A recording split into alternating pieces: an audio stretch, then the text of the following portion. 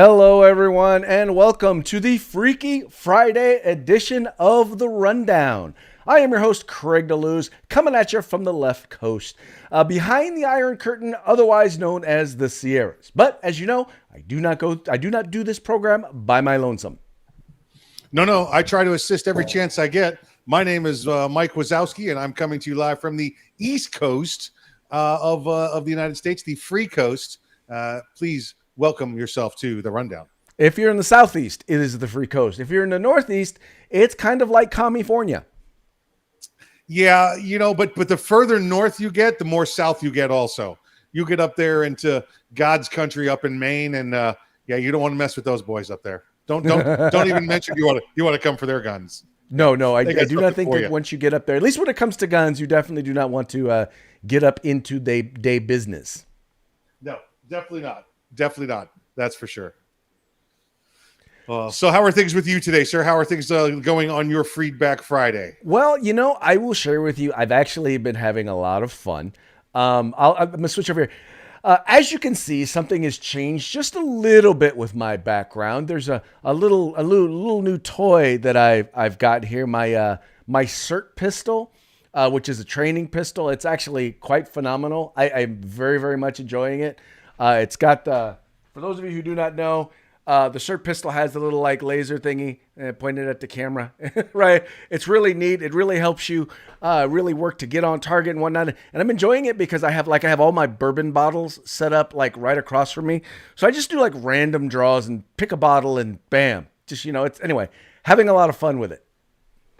Well, as you know, Craig, I mean you've seen mine for 110 episodes. Sitting back there now is my it's over this shoulder. It's over here. That one back over there. That's my there's a CERT 110 laser pistol inside a CERT stick, so it looks like a SBR AR rifle. That's my two of my training aids. I have CERTs pretty much all around the house. In fact, the biggest thing for me to remember is where are the CERTs and where are the real guns. So when it goes down, I'm not just trying to blind the bad guy. Well, exactly. But anyway, it's kind of fun, and I've known the guys over at Next Level Training for quite a while, and I finally broke down and bought one, and I gotta say, my only regret is that I waited so long to get one.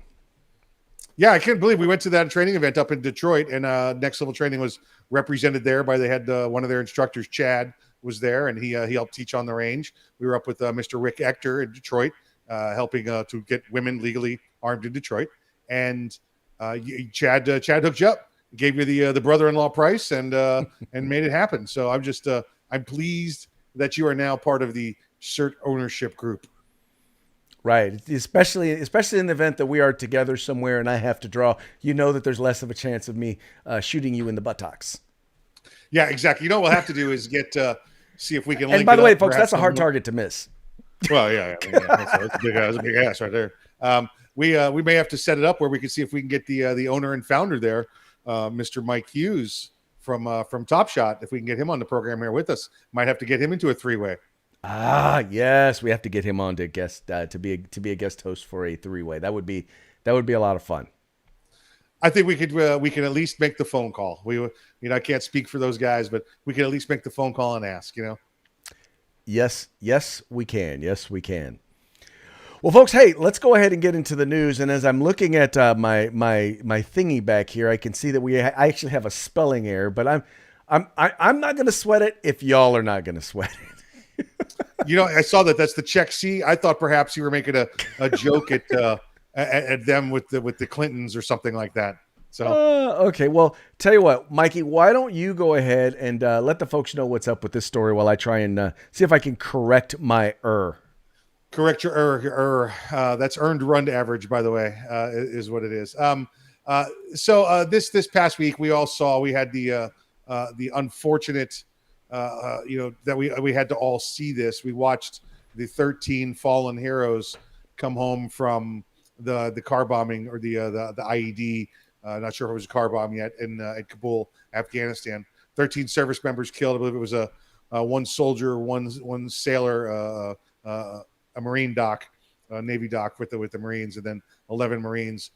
Count up to 170 on the civilian side. Looks like they were killed there by this car bomb also.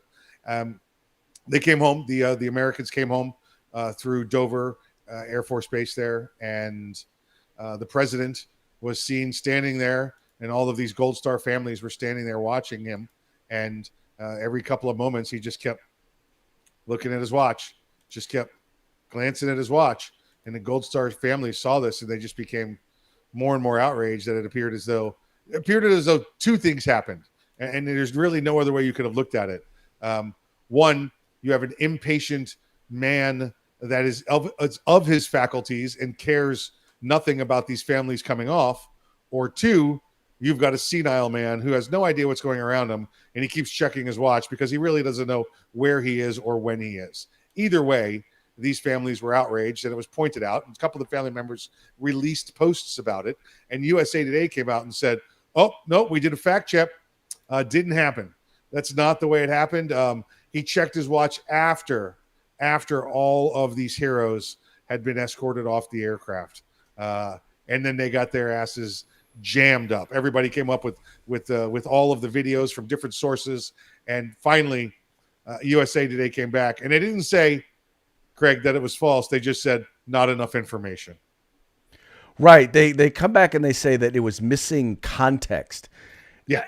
What context is there? Dude kept looking at his watch.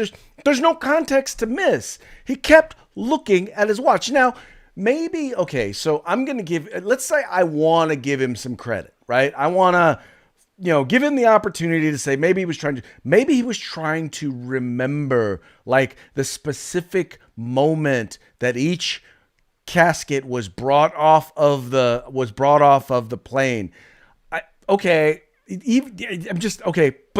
this is a guy who can't remember the names of the people in his cabinet, who can't remember where he is or when he was president, and this is something he's going to try to remember. I don't know. I just know that the thing that bugs me the most isn't so much about, him doing that. And yet, no, let me clarify. That does bug me. It does bother me. But the reflex of the media is to cover for him and protect him. And the thing was, dude who's the fact checker just assumed that it was wrong. Just assumed. Didn't actually do his job as a fact checker. And he came back and he said, well, we're all human, and even us fact checkers are human. And, I know to us, we're just a name on a screen, but we're human. Well, but when you call yourself a fact checker and you repeatedly misrepresent the facts, then you deserve to be called out on it. Period. Yeah, if you're really going to whine and complain too much that being a fact checker is too stressful and you're just human, you really might want to consider playing in traffic, because we've got no use for you. We got no use for you at all. If your first inclination is to go and lie because that's what you do and that's your job, it's too difficult to just lie blindly. We're just humans. All right, yep, traffic, bro. Get out there and play yourself a game of Frogger with the big rigs. Just make it happen. We don't have any need for you here. Oh my God, Mike, are you suggesting somebody hurt themselves? No, I'm suggesting he go run in front of a truck. That's what I'm suggesting he does. I'm really starting to wonder, Mikey, exactly how you feel about this. It's just do it, man. Do the proverbial long walk on the short pier. Make it happen. Oh, okay. Well, hey, all right. Let's move on to our next story.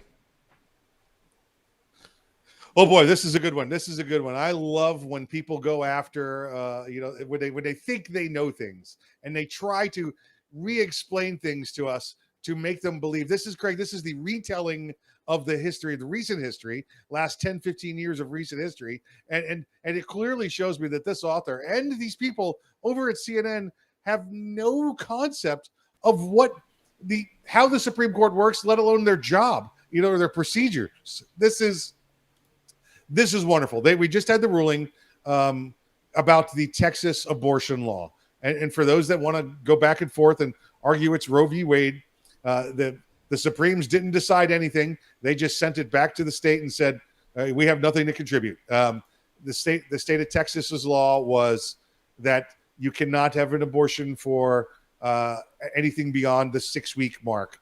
I believe there are some few medical exceptions in there, but for the most part, they changed it to the 6-week mark. So now they went to the Supreme Court, and the Supreme Court in a 5-4 ruling basically said, we're not going to hear it. We're not going to hear it. And on the conservative side, the voice came down that said, "Yep, law looks good. State issue. You guys deal with it." And on the liberal side, they went up in arms. Oh my God, it's the revisiting of Roe v. Wade. We're gonna a wave of take away the amendment rights. Excuse me, the constitutional rights. Although I don't know which constitutional right is the abortion right. I've never been able to find that one myself. But this is great because Chief Justice Roberts was one of the dissenters, Craig. He sided with the three remaining liberal justices. And CNN then went on to cite that Chief Justice Roberts has lost control of the Supreme Court. Now, Craig, help me with this. I think maybe did they think that because he's the Chief Justice, he gets to tell the court what to do and how to decide? Is that what CNN believes and what they're implying here? Well, it's exactly what they're implying. Their position is the Chief Justice should get, in particular, his conservative brother and sister in line. That he's supposed to tell them to get in line, and this is what we should do. And while the Chief Justice does have a significant amount of influence on stuff like that, mostly in terms of how the court operates, they don't get to dictate. They don't tell the other justices how it is that they're supposed to vote. And in this particular case, Mike, you hit the nail right on the head. They didn't say that this law is constitutional. What they said was, we're not going to put an injunction in place, because usually when you put an injunction in place, it means that you are saying that a big part of putting an injunction in place, it means you are saying that there is a strong likelihood that whatever the decision is it's likely to be overturned. So what they're saying is, they're not saying it's likely or it's unlikely. They're just saying there's nothing so preeminent here that we need to put an injunction in place to keep this law from being in place. You need to argue it and take it up the steps to the Supreme Court, just like everything else. For example, in all of the cases where they institute gun laws, anti-constitutional gun laws, you don't see the Supreme Court stepping in, putting injunctions in place. And this is a great example of this is just another side of that. That's all it is. Yeah, again, we got a pair of things that are going on here. Either you have the people at CNN that have absolutely no understanding of what the Chief Justice's role is. And if you ever watched the Supreme Court, you can see what his role is. Clearly, his role is he's the chief officiator. He's the referee during arguments. That's what he's there for. He's the guy in the center to remind people of time and it could call the next case. That's really what he is. You've got a group of equal justices. He's got some additional administrative tasks that he has to do. It doesn't mean he's even the senior justice there, because he's not the senior justice on the court. He's the Chief Justice of the Supreme Court. And just because he's conservative doesn't mean they all have to answer his way, So, right. I think you hit the nail on the head. He's the chief administrator. Yeah, exactly right. Now, or the opposite is, Craig, that they're so stupid they don't know that. Well, it's not that they're not. It's not that they're so stupid they don't know that. The fact is what it is that they are so elitist they don't care. Yes. Their thing is how the sausage is made. They don't care about. What they care about is getting the outcome that they want. And they don't care whether or not the rules or the traditions of the Supreme Court actually work the way they're supposed to. Because to be honest with you, if they worked the way they were supposed to, Roe v. Wade would have never passed, because Roe v. Wade was literally created. It's based on a right to privacy that is not anywhere in the Constitution. They literally made it up in order for it to exist. Now, I'm not arguing abortion versus non-abortion, although I'm very much pro-life. But we're talking about whether or not the right to abortion raises to the level of a constitutional right and is therefore a moot from all discussion. And I think anybody who understands the history of this particular ruling knows that it never should have been deemed to be a constitutional right, or at least not utilizing the traditions of how the court is supposed to rule. Yeah, and I think, maybe it was a bad interpretation even back then. It's not a constitutional right. What it is was a right guaranteed by a sitting body that was constitutionally appointed. There if you that go. makes sense. That's about how it works out. And if you understand that, then you can understand that the right it can go, quote unquote, go away. And let's actually start having the discussion about it, because let's be real, science has changed a lot since 1972. We know a lot more about human development, about fetal development. There's a whole lot more to the science to determine when life begins or identify when life begins than was available then. And maybe it's a conversation that we ought to be having. We hear the argument in today's society every day, don't we, Craig? My body, my choice. Well, not when it comes to vaccines, though. So, but wait, not when it comes to there's masks. more. Nope. Go get your jab and put on your mask. That's their attitude. It's kind of like, when your parents tell you to do something, and then like 3 weeks later you throw their words back at them. Yeah. That's that feeling right now. You can't tell us your body, your choice. That's our argument with you. You can't use our words against us. Sorry about your luck, Chuck. That's how it goes. Sorry up. All right, let's move right along. Speaking of the COVID, this one's got me hot. This one's got me angry. Craig, the Top Gun 2 movie. Do you know when the Top Gun 2 movie's coming out? Well, it was supposed to be coming out originally in 2020. Then it got moved to 2021. But I understand that, COVID done got Maverick again. It was supposed to be 2020, early 2020.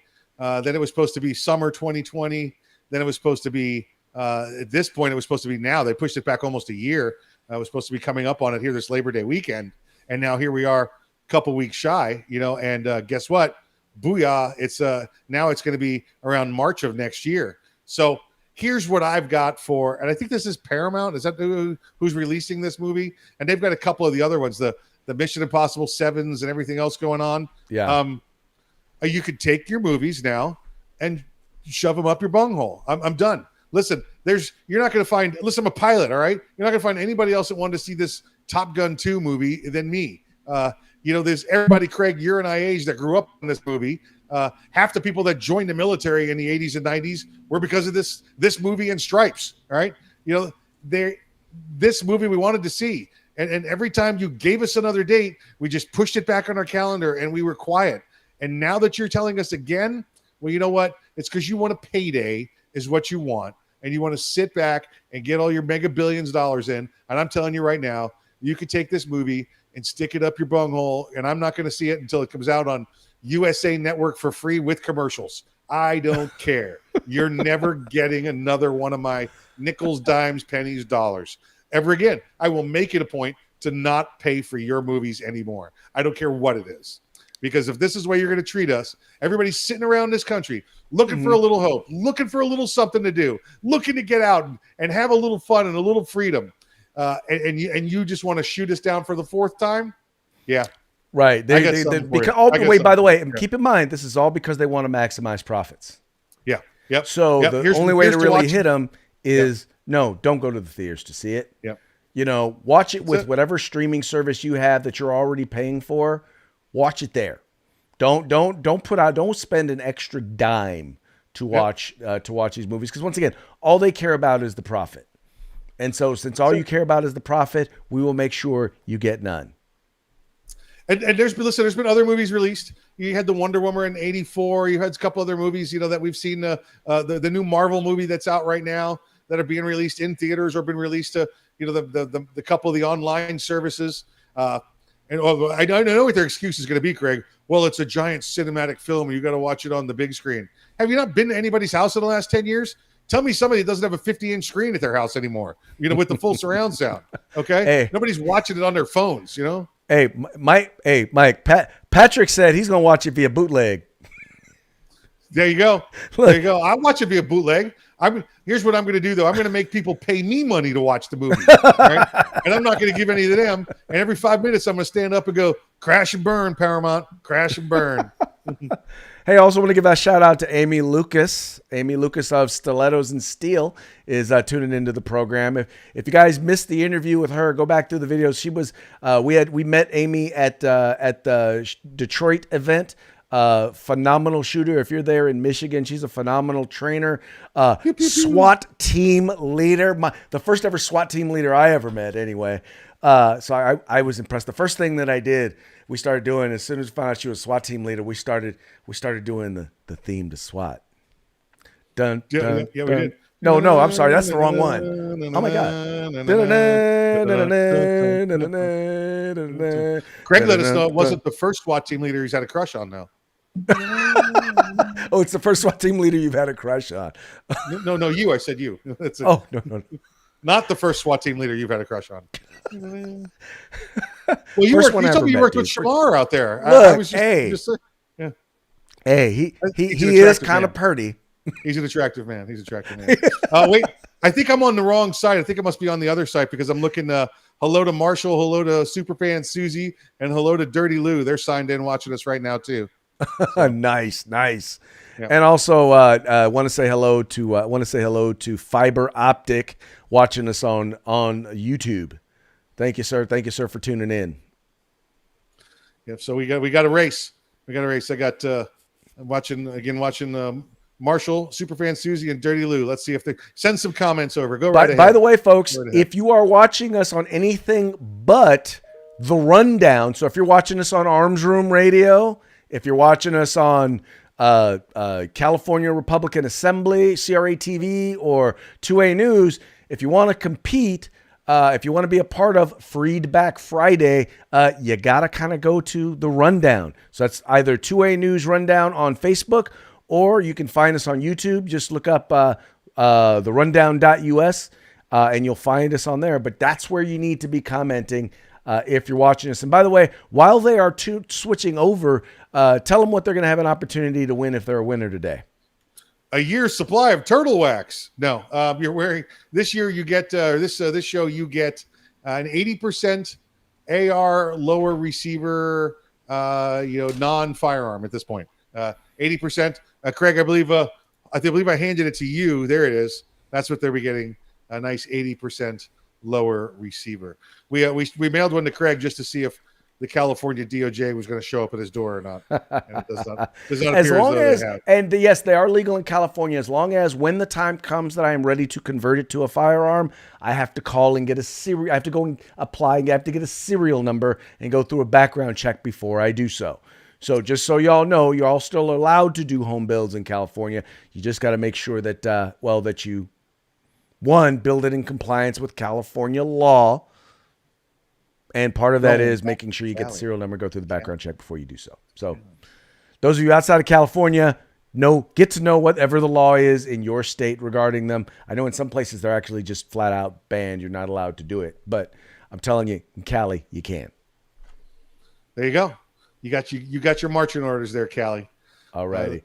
Speaking of marching orders, let's talk about some new Texas marching orders. And I know we have already talked this week to you about constitutional carry in Texas. Texas now the 20th state that has recognized and has passed the law. It took effect 2 days ago. So you can now constitutionally open carry, constitutionally concealed carry in the state of Texas. Now, before you go out and strap it on and walk around, just make sure you know there are still some rules. You remember Craig and I talking about this.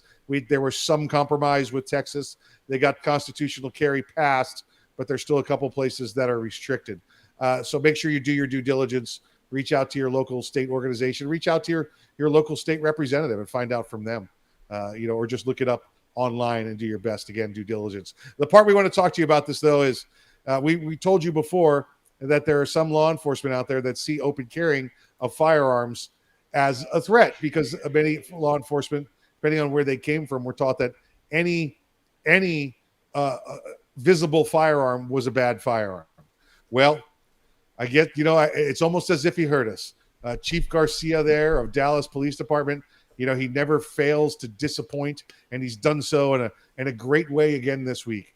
From the formerly great Texas city of the South. Now it's the liberal city of Dallas, heading that way every day. His words are, now the police can't tell the difference between a good guy with a gun and a bad guy with a gun. All we see are the guns. So if good guys get taken down by the police, it's only because we're trying to protect them. And all I have to say to you is, Chief Garcia, you ignorant slut. Well, I'm sorry. That's what Chevy Chase would have said. Chief Garcia, you ignorant moron. Um, just because you can open carry a firearm doesn't mean a felon gets to do it. The felon was not allowed to carry the firearm concealed before this. He can't carry it open after this. All right. There's no change in the law that says a felon can now carry the firearm. You know what you have to do, Chief? You have to do your job, and you have to teach officers correctly. We've watched over the past 2 weeks where you've completely screwed the pooch with retired Colonel Alan West, former representative to the House of Representatives, Colonel West, current gubernatorial candidate in Texas, Alan West, when you put his wife in jail for DUI, and she came, you know what she had, Craig? She had no alcohol, no drugs in her system, an inexperienced cop, and this chief stood up behind him and said, I see what my officer's done, and then let an edited version of the video go out to make it look bad. Right. And I'm just, it's a great day to be a patriot in Texas, because you're watching this chief go down hard, embarrassing himself hard, and probably just arrested the next governor's wife. How you think he's going to fare? Right. Oh, dude, I'm just the thing behind this whole thing is ultimately here's the thing where this chief has really screwed up. Well, first of all, we'll talk about specifically regarding open carry of firearms. Here's the thing. You are not allowed to assume that just because a person has a firearm that they are breaking the law, which means that you need to train your officers once again to do their job. Now, to a certain degree, I don't blame them, Chief. I blame you if they're not able to do their job, because you're the one that's responsible for making sure that they are appropriately trained, right? That they know and they understand the law. If your officers wind up taking down someone who's legally carrying, it's because you screwed up, Chief. Period. It's because you didn't make sure they knew and understood the law, right? Maybe you can't just tell them all guns bad, all guns bad. No, you don't get to do that anymore. Once again, no shortcuts. You actually have to do your job, right? Which, by the way, it leads right into the whole thing with Colonel Alan West and his wife. I mean, I watched the video. I watched the entire video. What I saw was a woman who was terrified because she was pulled over in the middle of the night. She was not told why she was pulled over. She was given a sobriety test. And oh, by the way, then she did everything they wanted. She did the field sobriety test. She blew into the breathalyzer. And guess what? Nothing came up. Absolutely, positively nothing. No, zero. She blew a 0.00. And yet the officer still arrested her. Right? Now, mind you, maybe, and I'm not going to say that maybe it had something to do with the fact that he was running for governor. I'm not going to say it had something to do with the fact that maybe, she happened to be black. I'm not going to say any of that. All I'm going to say is that in every way possible, that officer made your department look bad. And then you co-signed it. So guess what you did? You made your department look bad. Jumped on the grenade, and then continued to put more grenades underneath and pulling more pins in the meantime. Listen, and I'll tell you this, Craig, can't even tell you the number of DUI arrests I have, and I've been a DUI instructor, and I've been a court certified expert in DUI enforcement. So got a little bit of history on this, and it's tougher now. It's tougher now to do DUIs than it was 20 years ago, because back then you didn't have the distraction of cell phones and things like that in your automobile. She had according to Mrs. West, she had the GPS talking to her. So she did two things wrong in her car. She kind of left her lane, and she didn't signal when she left, and she kind of stayed over there. Those are clear indicators that something might be afoot. Unless you have more than 5 minutes worth of training and you put those things together and you realize what's going on. This would have taken the traffic stop, perhaps the quick conversation to realize not intoxicated. Even if you got into where you're doing these field sobriety tests, Craig, and like you said, I watched them. You know what I saw, Craig? I'll tell you exactly what I saw. A 60-year-old woman doing field sobriety tests. That's what a 60-year-old woman looks like doing a field sobriety test, not what the 23 or 24-year-old officer would have looked like if she was doing it. There's much difference, Craig. And Greg, being an athlete, you know this as well as I do. There's much difference between the way the hips and knees work at 25 as opposed to the way they work at 51, 52. Okay? So this officer, but had never been taught that, did not recognize that. This officer to turn around and said, ma'am, I am sorry. I'm going to issue you a ticket for failure to maintain lane. You can contest this in court. Please have a good night. And that would have been it. That would have been it. That's all you had to do. But no, it got to the point where they're like, well, this is somebody that might be important. So we better not turn around and look. Rather than look like we're doing them a favor, let's go the opposite direction and screw them over. Well, what I don't understand is what happened when she blew 0.00, when she blew nothing on the breathalyzer. Oh, Craig, here's the standard. What happens there when you get them there and they don't blow, they blow 0.00s. You say your machine didn't work and it was inconclusive. That way we have to take you in and do a blood draw because maybe we'll find out you were on the weed or something like that. Maybe you were on methamphetamine. That might work, Craig, again, with a 17-year-old or a 22-year-old that you pull over on the side of the road. Not with a 60-year-old, married woman that's married to the candidate for governor in Texas. She's not high. She's not high. And let us be clear. This is not just any candidate for governor. This is Colonel Allen West. This is like, okay, there's certain people that you pick fights with, right? Yeah. They picked a fight with the wrong man's wife. Not with this man. No. Yeah. So I'm very happy that Mrs. West is doing better and back at home. But listen, the state attorney came through there and said, "Hey, we got nothing. No charges being filed. Sorry to waste your time." This chief right now either needs to come off and say he's sorry about what's going on with Colonel West's wife and what he's just accused firearm owners of before he finds his butt in a sling with a new governor in the next year or so. I agree with Patrick. Patrick says it's time to bring the torches. If he's smart right now, Governor Abbott will go in there and suspend him. If Governor Abbott wants to maintain any status as the Republican candidate, he'll go in here and pull this guy out. Most definitely.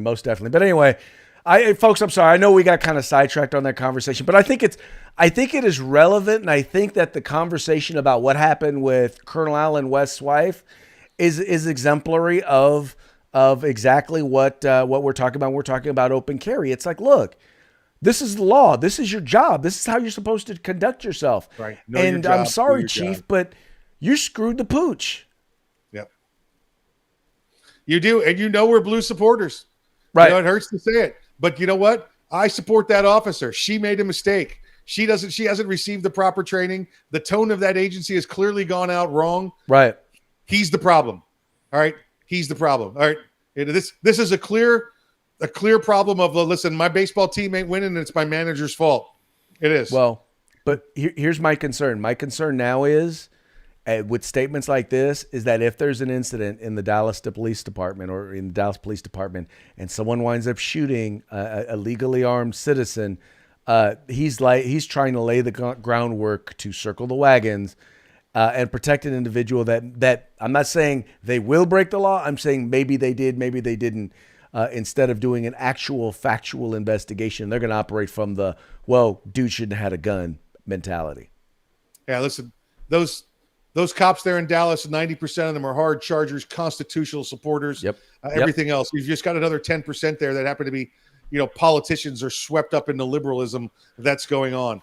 All of you officers continue to do your work. Continue to seek out the truth as well. Look up the laws. All right. You don't work for policy and procedures. You work for the law. Right. Make it a point to distinguish yourselves from the bureaucrats and the politicians that call themselves law enforcement, the ones who run these departments, the ones who represent the unions in the legislature, because oftentimes they're more politician than they are cop. And I think to a certain degree, they forget who they represent. And I think that, once again, every poll, every study ever done shows that rank and file law enforcement officers believe and support the rights of individual citizens to keep and bear arms overwhelmingly. And I just think that it would be really, really good if the organizations that both they worked for and the organizations that represent them reflected that same sort of commitment to civil rights. Yep. Officers of the Dallas PD, we will back you every day. Your Yep. chief, however, he can go get bent. Mm-hmm. Yes. Yes. He can. Oh, I don't even have it here. I was going to say, I don't even have the image up. I was going to say, you eat a bag of dicks. There you go. There you go. All right, Craig. All right. Let's we've been moving right along here. Let's make sure we talk to our commenters here. And all of my commenters are just saying hello to each other. So I'm glad they're enjoying each other's company. As I'm glad they are. Patrick, once again, thank you for tuning in, dude. A lot of really good comments there. Let's see. Fiber Optic over here on the YouTubers. He finds it interesting that CNN was angry. Like, who the hell do the folks at CNN think they are? They are a failing network with zero credibility. The sad part is, unfortunately, they're failing here in the United States, but internationally, CNN is seen as like the gold standard for news and news reporting. And that's what's scary is if we wonder why people have a weird or negative image of the United States abroad, it's because CNN International just is first of all, they're completely and utterly controlled by socialists, by in particular socialist China, in particular folks who just don't like America or don't like the freedom that we have. So I wish that were in fact the case. He also noted that everyone who carries a weapon in Dallas should be deputized. Then he considers that to be the problem solved. Unfortunately, I don't give the police chief there in Dallas that much credit. No, but perhaps the governor could make them, Deputy Texas Rangers or something like that. Deputy Texas Rangers. There you go. That's a Park Patrol, Park Rangers, Central Park Rangers. Dirty Lewin, it looks like she says they had the COVID, but hopefully they're doing better now. Woo, that's a tough one right there. And Vern says, great show. How's everybody doing today? So talking to everybody over on this end as well. So. Well, man, I will tell you now, there's been a lot of conservative or libertarian to conservative personalities lately who have been coming down with COVID, and many of them, it is giving them a different perspective. Most of them are still kind of very libertarian minded when it comes to, they still don't believe in mandates or anything like that. But in some cases, they're like, yeah, COVID ain't no joke. Yeah, you know what? I actually, about 10 minutes before we went on the show, had a conversation with a gentleman who had just recovered from the COVID. The wife and kids had it. He had a couple of teenage boys. The wife had it, and they all had very mild, very, very mild symptoms, but they all tested the positive for it. He got it and got it a little worse. He goes, listen, it was bad. It kicked my butt. He goes, I was never near death. I have to go to the hospital. He had the monoclonal treatment, which really made his symptoms go away. But at his work now, they're contemplating telling everybody vaccines are mandatory. And he said, I just got over the COVID. The newest studies say I've got very strong antibodies for the next 18 months. Why would I go get a vaccine that only gives me, immunities for a couple of months? And Craig, this study also said, by the way, where you have these people that are saying they're having ill effects for 6 months, 8 months, a year after, they're finding that the majority of those people were ones that had COVID and then got the vaccine. So now they have their natural immunities from having COVID fighting with the antibodies that were put into them artificially. Wow. So their body's fighting low-level COVID all the time for the next year, which is why they feel down for the next 6 to 8 months. Wow. Okay. Now that's a solid reason if you've got it, because number one, if you've already had it, chances are, study shows, you have a better immunity than person who got the vaccine. But now, number two, what you're saying is that if you get the vaccine on top of it, there's a chance that you could wind up dealing with the symptoms of COVID for an extended period of time. Correct. And that's what's going on. Your body is fighting itself at that point. Right. Well, but we're, doesn't matter because we're gonna force it on people. Yeah. That's our attitude. Our attitude is they're gonna force it on people. And once again, it's funny because I know people who got the vaccine and people who didn't get the vaccine who are 100% against the idea of mandating it. Craig, sometimes you find out things in the strangest way, right? I've got one of the viewers here uh, just advised me that one of the colonels I knew and respected on active duty just passed away to COVID. So, Oh um, wow. all of my thoughts and prayers to the colonel and his family. And I don't want to give it out publicly here. So those that are watching the show know who I'm talking about. Right. I mean, folks, look, let's just be clear, and I think Mike is in agreement with me. COVID is not something to play around with. It's not a joke. It is a thing. It is a thing that is serious, and yes, people are dying of it. People are getting really, really sick and having lasting effects from it.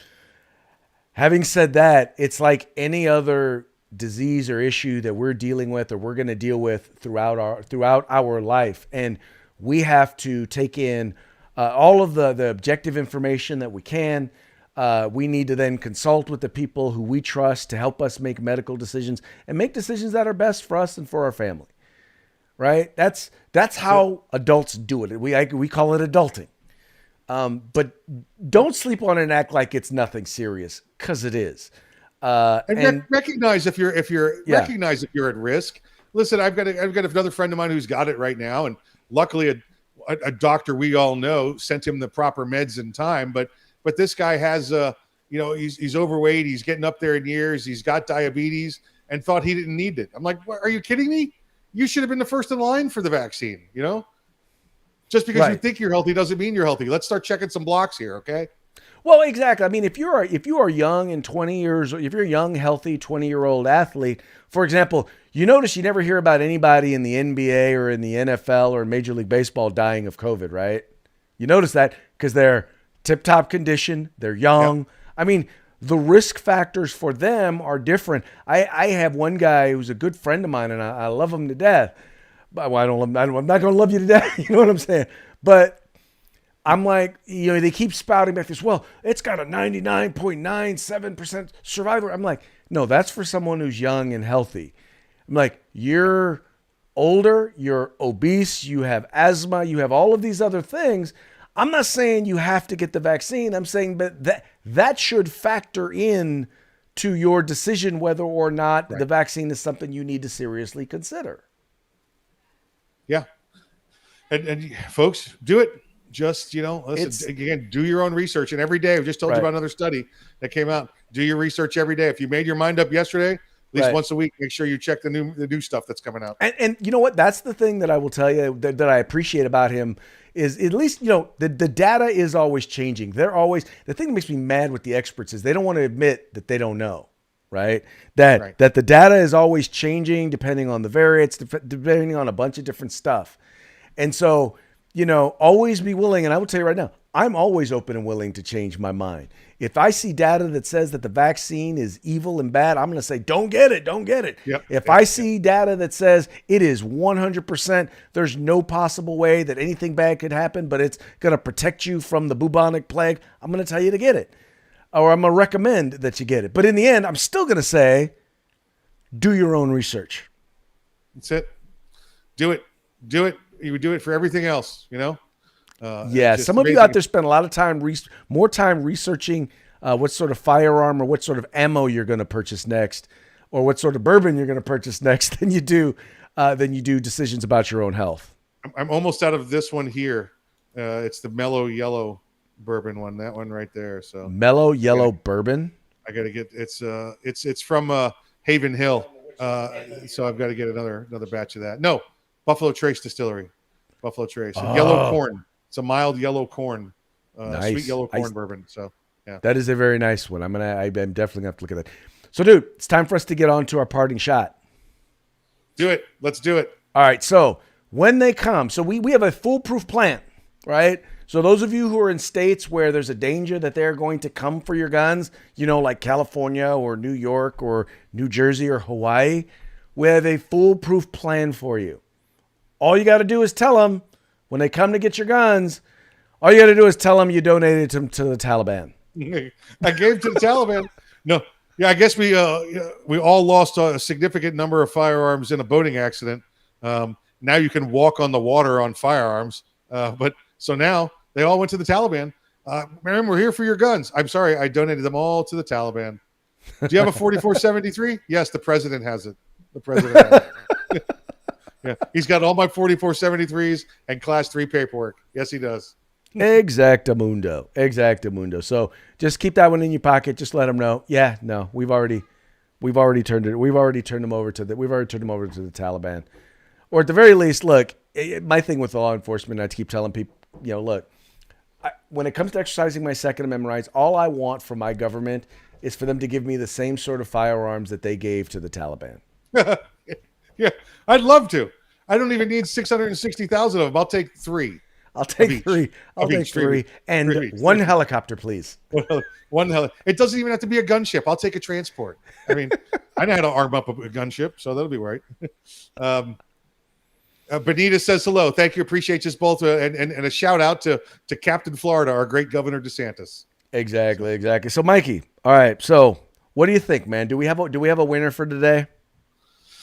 Let's see. Do we have a winner? It's up to you. I mean, I think over here I've got Vern's got some good comments. I got Dirty Lou's got some good comments. It's I can only see on this side. You got some of what you see on your side. Well, okay. So Patrick is a good one. Patrick is going. He says the Germans had ways of identifying foes too. Dallas PD chief is a joke. That was a good one. They don't want firearms with people in uniforms, which, by the way, is very true. There are many higher ups in law enforcement that only want people in uniform. They only want cops to have guns. Yep. But now I will say this: Patrick has been a winner before in the past. So I will. If you have a better comment than that first one about the Germans from someone else that you're reading, then we'll go with that.